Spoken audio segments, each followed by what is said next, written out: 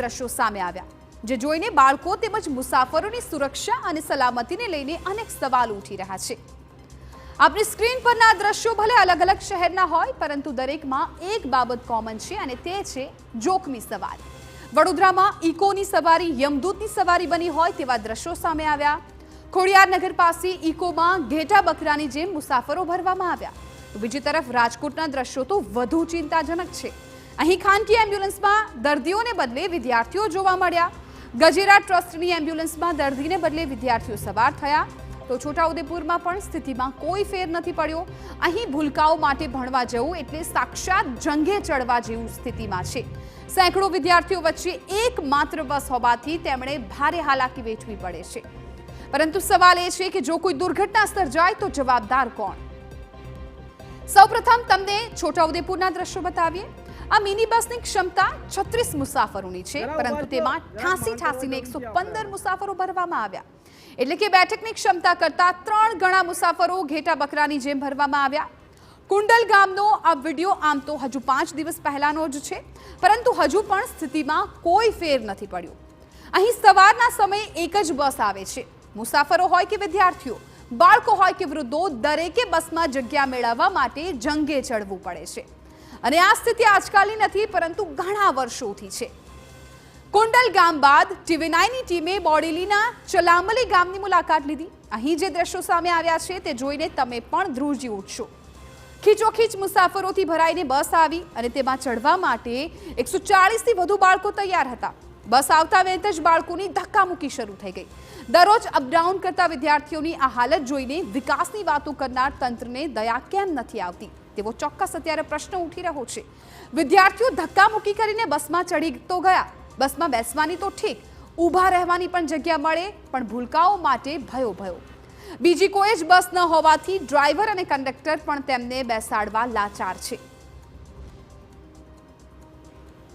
તકલીફ પણ બહુ પડે, ચડતા કોઈ પડી જાય ને કોઈને વાગે ને એવું બધું પણ થાય।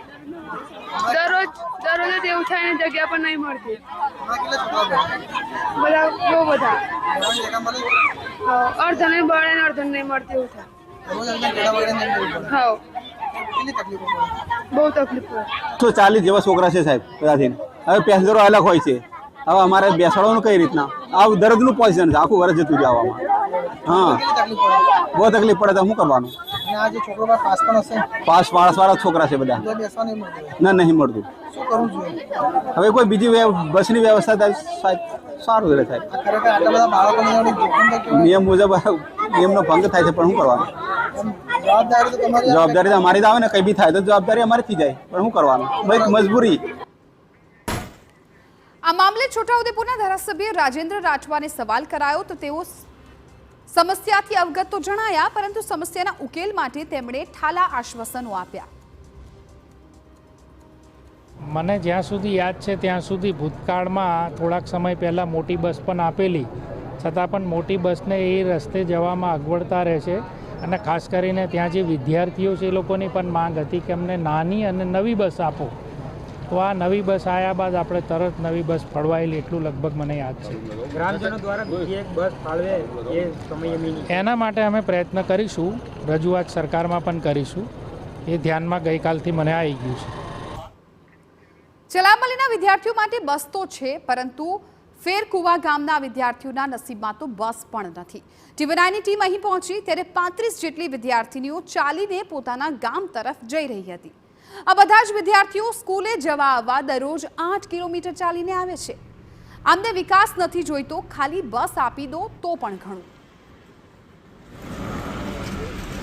એ છોકરીઓ છોકરાઓ બધા એક સાથે જાય છે નહીં, એમની પણ ચાલતાનો સુવિધા, એટલે કહેવાનો મતલબ બસની સુવિધા જોઈએ છે અમારે, કે અહીંથી કરશન ડાયરેક્ટ કરશનથી બસ આવે એ ચલામલી લગીન સુધી અમને વ્યવસ્થા કરી આલે, એટલું અમારે છોકરા માટે સારું છે। કારણ કે સવારે જવા માટે વધારે તકલીફ પડે છે, કારણ કે શનિવારે હોય સ્કૂલમાં જવાનું હોય તે દિવસે વધારે તકલીફ પડે છે, એટલે એ બસને આપણને સારી વ્યવસ્થા મળે એવી સુવિધા મને જોઈએ। અને